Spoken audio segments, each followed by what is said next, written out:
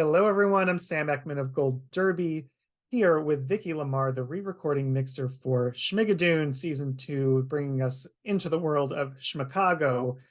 And one of the really, I think, special aspects of this series is that all of the singing is actually recorded live on set.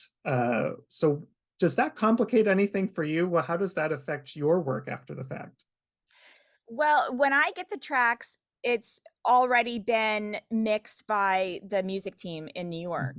Mhm. So it actually is, they do use a combination of production singing and studio singing. So then it's, I can't tell what's what when I get the tracks, which is a little challenging, but at the same time, like they've done such a terrific job that it's really difficult to tell what's what's been used from production and what's actually been used from the studio recording. Um, but then there are a couple of times where you want to change something slightly, but with it all married together, it does get it's challenging just because you've got to try and pinpoint exactly where it switched so you can make it match a little bit better. Because there Yeah. were some times where you could hear it a little. I could hear it, so I wanted to make sure that it was as seamless as possible, so nobody else could tell. Well, and some of these songs are incredibly complex too. Like if you think of the Famous as Hell number, there's, I mean, so much of the cast is singing from different locations. How do you kind of keep a really clean sound when it is so complex? Um, well, it depends. That thankfully, a lot of that is masked with the track, the instrumentals, which helps a lot.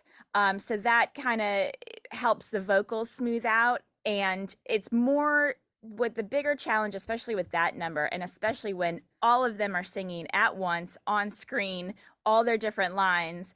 Um, it's more about the difference of uh, their their natural vocalizations. You know, you've got Kristen Chenoweth, who is very high register, and then you've got Titus, who is very, and so you've got the gamut of actors who have all these different vocal ranges, and then trying to make it all sound where one's not coming across a lot louder than the other. That was that was very challenging, very challenging. And so there's a couple of tricks that you can use with um compression to just kind of help even people out. There's also, I did do a bit of EQing on some of the vocals, just to so everything kind of tried to play as evenly as possible. And I mean, this is largely your work is in post-production. And so I'm curious, what is your collaboration like, if any, with the directors or the creators? Do they have input of like, this is the quality we want, the type of sound we're going for? Well, this show is unique in that the Cinco, who is the show creator, he works very closely with the music team in New York, because he's got to write the song. So then somebody has to orchestrate all of that. Then they've got to record the orchestra, and then they've got to record all the vocalists, and then they've got to sing it on set, and then they go back into the studio, and they, with Cinco, pick the performances they want to create the song. Then they mix it and send it over to me, and then it's my job to mix it into the space, going from spoken production into the song, and then we also intercut a lot of songs with speaking, so then you've got a Or blend for that. um Sorry, I lost my train of thought there for a second. um so a lot of those decisions are made before it gets to me, which is very helpful. And what they do is, because we're using the tracks for multiple reasons. We want it for the show, but then they're going to release a soundtrack, you know so you want it to play evenly. So what I get is basically what they've mixed for the soundtrack. And so the first thing I do is I go through the song and I just put everything at one level and hear how they have intended the song to sound. And then I go through, just with picture, and make adjustments with, with the what we call the step outs, where one person comes forward and is singing above the ensemble, or even little things you realize, oh, I'm thinking of Jane's number in the courtroom. I'm blanking on the name of that song now. Oh, is it Bells and Whistles? Bells and That whistles, one? thank you. Yep. How could I forget that? There are certain things in that song where you want different instruments to poke through at certain times and stuff so it's just going through and doing little adjustments based on what we're seeing on screen, which is something that's where I come into the picture. Yeah, it seems like it would require quite a lot. I know you've done a while back a few episodes of Glee, which also feature musical performances. But was this did that prepare you for this? Did you feel like you knew what you were walking into with this big task? I did and I didn't. Glee was awesome. I was actually an assistant on Glee, so I got to watch the music mixer do his thing. But I did retain a lot. It's great. You get so much by watching somebody do something. So I did feel like I was prepared, and it also helps. Some of the other shows I work on, they've all done musical numbers over the years, so it's always kind of nothing this intense. So it's always like every season I get one episode that's a musical episode of something. But all of those are their covers of these are based on musicals, but they're all original. And so that's what makes this even more fun, is that it's not known material, and so it's just you hear all the influences that Cinco's taken from the different musicals and everything that he's basing this season on. But yeah, it just all comes together, and so I learned a lot from my time on Glee. Yeah. And this one is not just, one song an episode. There's several per episode. It's a lot of material. What is your timeline like in terms of how long you have to turn that around? Well, the entire mix process, we have 3 days per episode. So, yeah. And what our goal is the first 2 days I work with a partner who does the sound effects and the Foley and the backgrounds. So the first 2 days is us just going through and just figuring out all the material we have, getting it kind of balanced. And then we start, on a very micro level. And then we start, we sit back and we kind of watch it macro. And then the third day is when we play it back for our post producer. And then in the afternoon of the third day is when Cinco comes in, and we've got all the music guys in New York on Zoom and Clearview, and we're sending them the feed as well. And so then we all watch it, and then they give us their notes and we make adjustments on that. And does the period come into play at all? Like, is there a certain sonic quality of like musicals from the 60s and 70s that you're looking towards at all? Not in terms of that. I think we've established that with like just our backgrounds and like our, there's lots of like car horns from the time period. And that I think and with all the costumes and stuff, I think that's more established there. In terms of the music, I think it's just all of the instrumentation. And, we go from, it's interesting because we go from Chicago, the gritty part of town, out to the commune, and we've got very different musical qualities between those. So yeah, so I think it's mostly been chosen with the instrumentation that they've done in the songs, which is fantastic. Yeah, definitely. And you talked before about, making sure everything is blending correctly, but some of these are so complex.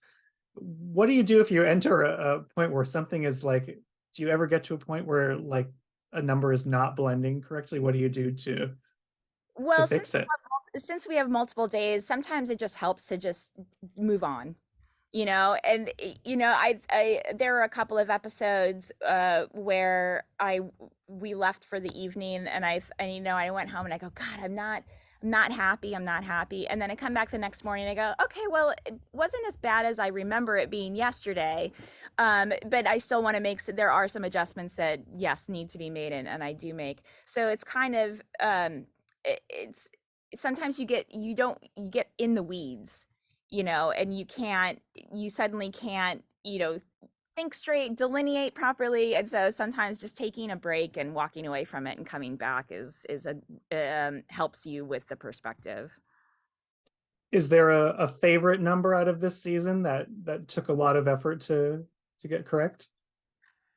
Oh gosh, um, the Good Enough to Eat was really challenging because with all the orphans and Kristen, and they're all kind of in that same vocal range, you know, Yeah, that one was really challenging, but that was also one of my favorite numbers too. But then the famous song we were talking about earlier was incredibly challenging as well.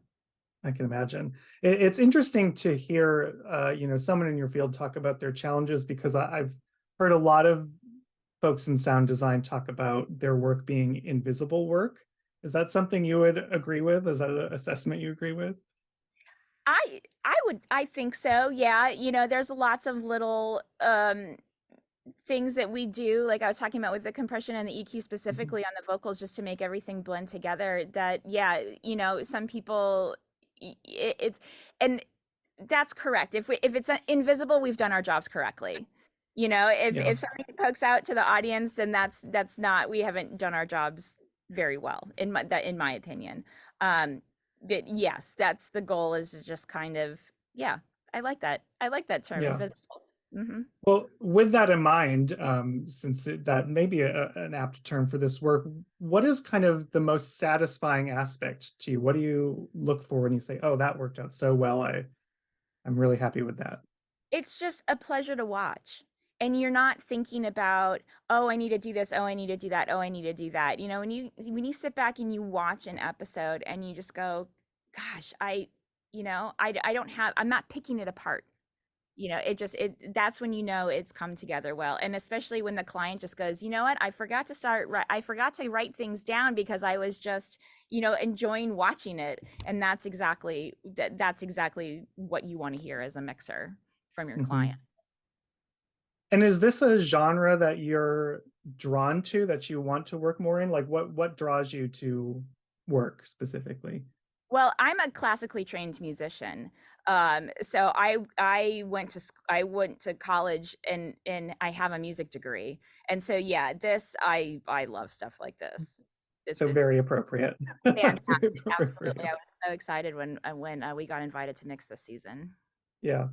Well, what is it, because again, I'm just going down that line of sort of invisible work that many people may not be tuning into. What would you want people to understand about your craft that they may not be thinking of, someone who's outside of the industry? Oh, that's a good question. Um, it's I guess it's about what, but it's also kind of about what you're not hearing. There are some times where you want to hear all the little details of a scene.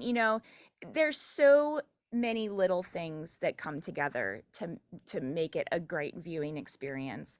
But sometimes if you're trying to cram too many things in there, it starts to take away from the story and the pleasure of the experience. So it is a trick of, trying to um, make everything, oh, I'm sorry, make everything come together, but also not not to make it distracting. Yeah. you know and a very specific example that comes to mind for this episode, or for this show even, is just the grittiness of Chicago. And when we're in, like, the hotel room and the apartment, um you're hearing traffic and noise outside and horns and stuff, but at a certain point, you don't, even though it's not realistic for it to go away, because if you're in a place like New York, you're constantly hearing cars and horns, but as a viewer, it starts to wear on the ears a little bit, and you're kind of, so then that's, we kind of peel back on that stuff once the scene's been established, so that way you're not going, oh my god, there's another car horn. I mean, it's just, and then you stop paying attention to what the principal actors are saying. Sure. Well, it's great work building up the world of Chicago in this. So thank you so much for walking us through it. For everyone who's out there watching, make sure you subscribe to Gold Derby. Stick with us this season. And Vicki, thank you so much for talking Thank you so Chicago with us. much, Sam.